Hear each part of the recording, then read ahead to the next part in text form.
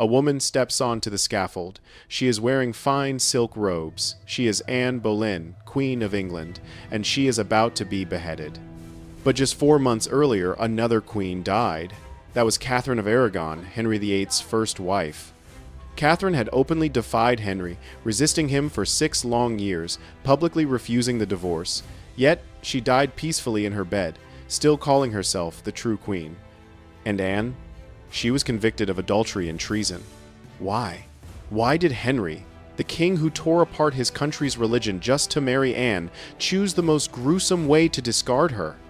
Was it personal fury, or was it a cold, calculating political chess move? The answer isn't found in love or hatred. It's found in royal blood, in the king's ego, and in the military threat across the English Channel. To understand why one wife was protected by an empire and the other had only her silk gown, you must see the $500, year difference between these two queens. Let's begin with the woman Henry VIII never dared to harm, Catherine of Aragon. She was not a minor noble. She was a Spanish infanta. That meant her status was inherently superior to any English noblewoman. Her mother was Isabella of Castile, and her father was Ferdinand of Aragon, the monarchs who united Spain and held immense sway over European politics. Catherine was trained for queenship from birth, educated in 6 languages, philosophy, and theology, but that was not her strongest shield.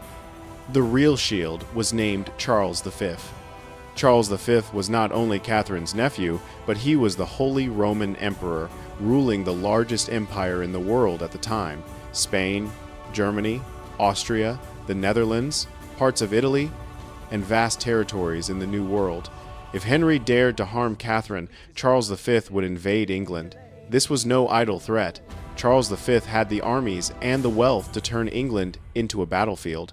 Henry's advisors, and Henry himself, knew killing Catherine meant political and military suicide. Catherine's power didn't just come from foreign armies. She had a legal genius Anne Boleyn could never possess. Henry demanded a divorce, claiming their marriage was invalid because marrying his brother's widow violated God's law, resulting in their lack of a male heir. Catherine heard all this and then executed a brilliant move. She stated, "I am no Englishwoman. I was born a Spaniard." Let's unpack that. If their marriage was truly invalid, by Henry's own argument, then Catherine was never legitimately Queen of England. Therefore, she was not Henry's subject. If she was not his subject, English law had no jurisdiction over her.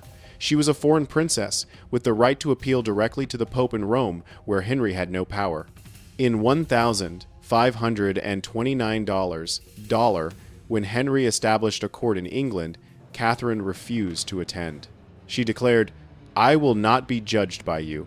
I appeal to Rome." Henry's lawyers were furious but powerless, as Henry himself had created that loophole. Henry passed new laws to ban appeals to Rome, but Catherine simply ignored them. "Those laws do not apply to me." She had turned Henry's divorce argument into an impenetrable legal shield. Henry could not legally charge her, try her, or execute her without inviting global war. Catherine's third shield was the absolute devotion of the English people. This is astonishing, as the English were notoriously xenophobic. But Catherine had been in England for $24 years and embodied the perfect queen, pious, dignified, and intelligent. The peak of her popularity came in $1,513. When Henry VIII led troops to France, the Scots invaded. Henry had left Catherine as regent. She did not panic. She personally organized the defense, and her forces crushed the Scots at the Battle of Flodden. The populace viewed her as a living saint, a national heroine. When Henry tried to divorce her, the public reaction was explosive. Women guarded her palace with pitchforks. In the streets, people chanted support for Catherine. Henry well understood that killing Catherine would mean riots, rebellion, and potential civil war, a domestic risk he could not afford to take, especially with Charles V watching. Catherine had an empire behind her, the common people's hearts in front of her, and legal immunity protecting her flanks. Now, let's contrast this with the woman who possessed none of these protections, Anne Boleyn.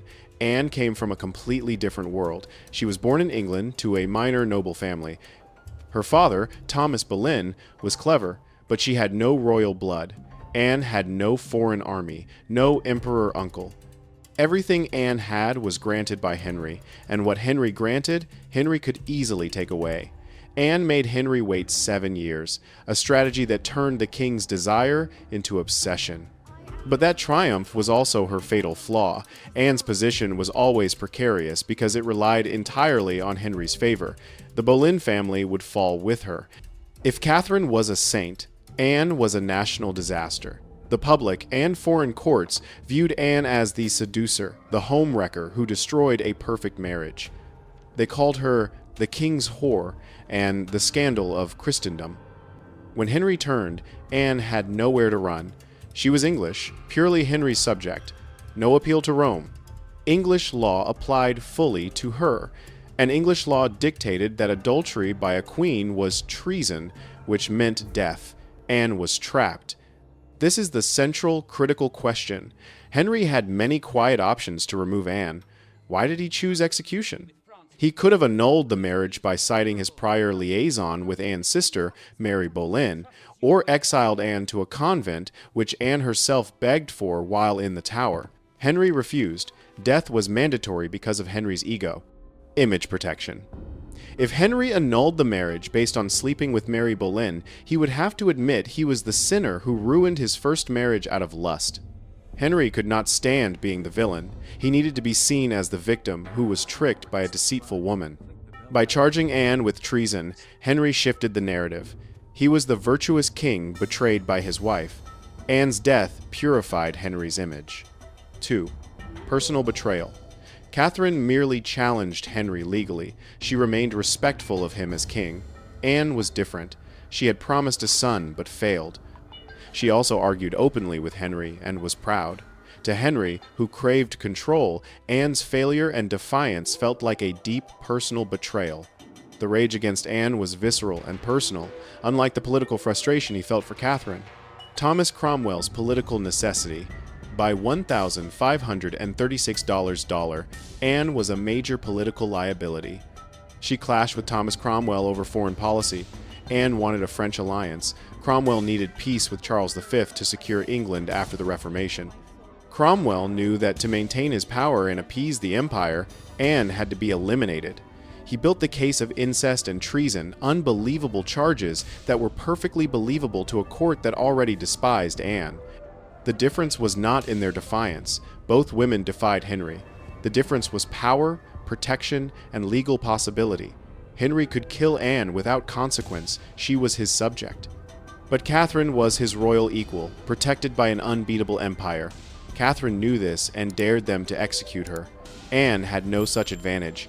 When Henry's favor vanished, she was utterly defenseless. The difference was bloodline. Catherine had an empire behind her. Anne had nothing. And in Tudor England, that meant everything. If this story fascinated you, let us know in the comments. Whose story affects you more?